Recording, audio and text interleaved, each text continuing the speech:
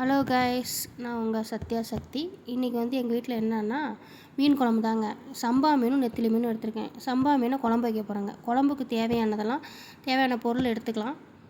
நான் வெங்காயத்தையும் தக்காளியும் அரைச்சிக்கிட்டேங்க. கடாயை எடுத்து வச்சுக்கலாம்.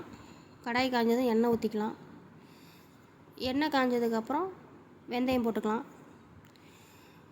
வெந்தயம் நல்லா பொரியட்டும். வெந்தயம் பொரிஞ்சதுக்கப்புறம் பூண்டு போட்டுக்கலாம். இப்போ எங்கள் தனியாக மட்டன் குழம்பு வேறு வைக்க வேண்டியது இருக்குங்க. எங்கள் பெரிய பாப்பாவுக்கு மீன் பிடிக்காது, அதனால் தனியாக மட்டன் குழம்பும் செய்யணும்.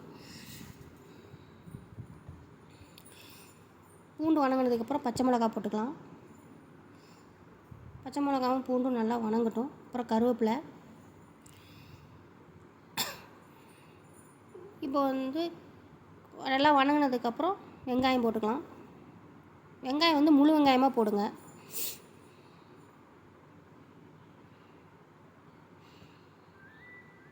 நல்லா வெங்காயம் வணங்கட்டும். நல்லா வணங்கினதுக்கப்புறம் வெங்காயம் அரைச்சி வச்சது இல்லைங்களா, அதை ஊற்றிக்கலாம். இதில் நெத்திலி மீனை பொரிக்க போகிறேன். இதில் சம்பா மீனில் பாதி குழம்பு பாதி பொரிச்சிடலாங்க. அடுத்து தக்காளி சேர்த்துக்கலாம். தக்காளி வணங்குறதுக்கு கொஞ்சம் உப்பு போட்டுக்கலாம். உப்பு போட்டு நல்லா வணக்கி விடுங்க. நல்லா வணங்கட்டும். நல்லா வணங்கினதுக்கப்புறம் அரைச்சி வச்சோம் இல்லையா தக்காளி, அதை சேர்த்திக்கலாம். ரெண்டு தக்காளி நான் அரைச்சி வச்சுருக்கேங்க. அது நல்லா வணங்கினதுக்கப்புறம் நம்ம என்ன மசாலா சேர்த்த போகிறோன்னா, கேரளா ஸ்டைலில் ஆயில் வேலி மசாலா தான் சேர்த்த போகிறோம். 4 ஸ்பூன் போட்டுக்கலாங்க. கொஞ்சோண்டு இன்னொரு என்னென்னா மஞ்சத்தூள், கொஞ்சம் ஜீரகப்பொடி போட்டுக்கலாம். அதெல்லாம் வணங்கினட்டும். நல்லா வணங்கிடுச்சிங்க. வணங்கினதுக்கப்புறம் புளி தண்ணி சேர்த்துக்கலாம். இப்போ இந்த ஸ்டேஜில் தேவையான அளவு தண்ணி ஊற்றிக்கலாம். தண்ணி ஊற்றி நல்லா கிண்டி விட்டுக்கலாம். கிண்டி விட்டு உப்பு பாருங்கள். உப்பு கரெக்டாக இருந்துச்சுன்னா விட்டுருங்க. இல்லை உப்பு பத்தலைன்னா உப்பு கொஞ்சம் சேர்த்து கிண்டி விடுங்க. இந்த பக்கம் மீன் குழம்பு கொதிக்கட்டும். இந்த பக்கம் நம்ம மட்டனுக்கு ரெடி பண்ணிக்கலாம். மட்டனுக்கு நல்லா போட்டு வெங்காயம் தக்காளிலாம் போட்டு வணக்கி விட்டாச்சு. இஞ்சி பூண்டு பேஸ்ட்டு போட்டு வணங்கட்டும். இந்த பக்கம் நல்லா குழம்பு கொதிக்க ஆரம்பிச்சிருச்சு. இந்த ஸ்டேஜில் தேங்காய் பால் சேர்த்திக்கலாம். நல்லா வணங்கட்டும். மட்டனை சேர்த்து நல்லா வணக்கலாம்.